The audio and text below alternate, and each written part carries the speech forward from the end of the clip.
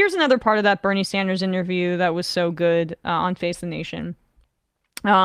He spoke about a variety of topics, but why this was funny to me is that RNC Research tweeted out this clip of Bernie saying this, as if any normal person who watched him say this would have any problem with it. If you have, a decent understanding of how Israel, the apartheid state, has operated. But here he is speaking about the current extreme far-right escalation from Netanyahu and his coalition and his fears about that. Be defeated. Yeah. And, to his courage, what Biden did after the ideas. I want to ask you about some issues on foreign policy. CIA Director Bill Burns recently said that the uptick in violence in Israel and Palestinian territories reminds him of the last Intifada, that there could be an explosion of violence. Israel now is the most right-wing government it's had in years.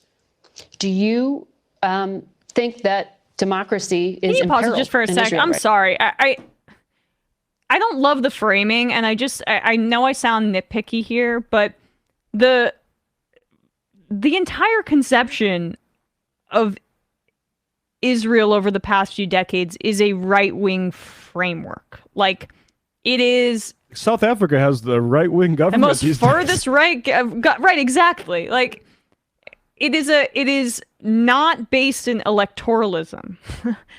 It is based in the structure of an apartheid society. That's what makes it right-wing, not who gets elected and who's in the Knesset and who isn't.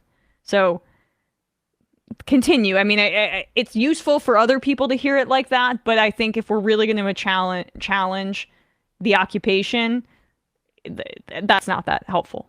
But keep going. I do. And I am very worried about what Netanyahu is doing and some of his allies in government and what may happen to the Palestinian people. And let me tell you something. I mean, I haven't said this publicly, but I think the United States gives billions of dollars in aid to Israel. And I think we've got to put some strings attached to that and say you cannot run a racist government. You cannot turn your back on the two-state solution. You cannot demean the Palestinian people there.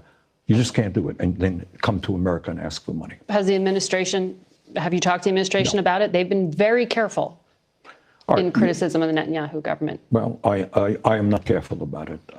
I'm embarrassed that in Israel you have a government of that nature right now.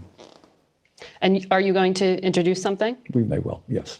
To try to attach strings to USA? You cannot give, if you have a, whether it's Saudi Arabia or other authoritarian societies, if a government is acting in a racist way and they want billions of dollars from the taxpayers of the United States, I think you say, sorry, that's not acceptable. You want our money? Fine, this is what you got to do to get it. The pro-Israel lobby, AIPAC, used to be bipartisan, but these days it's got a super PAC that has spent very heavily in Democratic primaries. Against progressives. You said they're doing everything they can to destroy the progressive movement in this country. Do you think the politics around this issue are constraining the White House going into 2024? The way I look at AIPAC now in terms of their political activities, this is not even just the pro-Israel group. This is a corporate PAC, sometimes getting money from Republicans, sometimes supporting extreme right-wing Republicans. So what really upset me very much is that in many of these primaries, we had great candidates, young people, often people of color, and you had AIPAC and other super PACs spending millions of dollars trying to defeat them. And as you may know, I tried to get the Democratic Party to pass a resolution that in Democratic primaries, super PAC money should not be allowed to be used. Mm-hmm. Do you think that this is what's constraining the Biden White House right now, the concerns about the politics around this domestically? Look, bottom line is what constrains any president is we have a corrupt political system in which big money plays an enormous role. And right now, if I run for the election, people want to spend, some billionaire wants to spend millions of dollars against me, perfectly legal to do so. That constrains all politics in America. If you run for re-election to the Senate, so you are considering it? Sure, I'm considering it. All right, well, lots of great points there.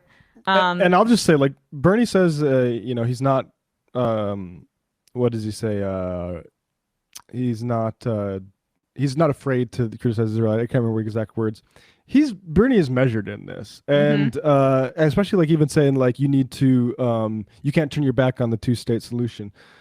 I'll just quote John Kerry, even 2016, saying a similar thing. This is about Netanyahu then, the most right-wing in Israel's history. Kerry also said, if the choice is one state, Israel can either be Jewish or democratic. It cannot be both, and it won't ever really be at peace.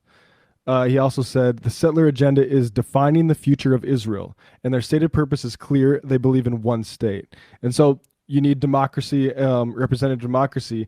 And Israel faces the exact same situation that South Africa did, which is that, we can't give them the same voting rights, though, because they won't vote in a way we feel we can control. And that's why there's apartheid. The exact same reasons.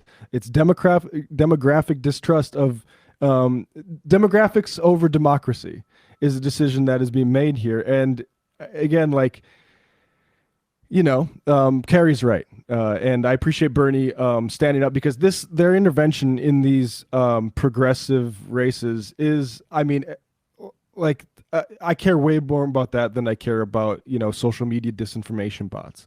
Like that stuff is poisonous. It has an impact on the way all of these candidates run. Certain candidates who, for instance, like softened because they just don't want to deal with taking that with that amount of money spending coming from AIPAC or Jamal Bowman is an example. Yeah, who's more progressive on Israel than he's gonna say publicly because of that. I think the same of Khazar in Texas. Fetterman also did this turn when he ran in the general. And I do think, like Bernie, I think is uniquely suited to lead in this way, but we do need to have more folks in the next rounds willing to say, like, whatever, like bring that. And and it's going to be easier if that sort of influence is defined in this way, as opposed to like them being able to say, oh, you're being anti-Semitic. Well, that's why, I feel like you had a reaction when he said the Saudi Arabia thing, which is why that construction is helpful as well, because it undercuts the anti-Semitic thing, talking about, general lobbying efforts by specific governments. Saudi Arabia is a very good kind of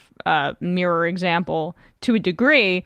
But the right is obsessed with, why are we giving aid to these certain countries and cut down on government spending? And yet, when it comes to Israel, because it furthers a settler project against brown people and many Muslims, that's okay. And the framing of AIPAC used to be bipartisan. That's much more of an indictment on the Democratic Party for the past few decades than it is on like this current moment, where AIPAC kind of realized, okay, this is no longer tenable.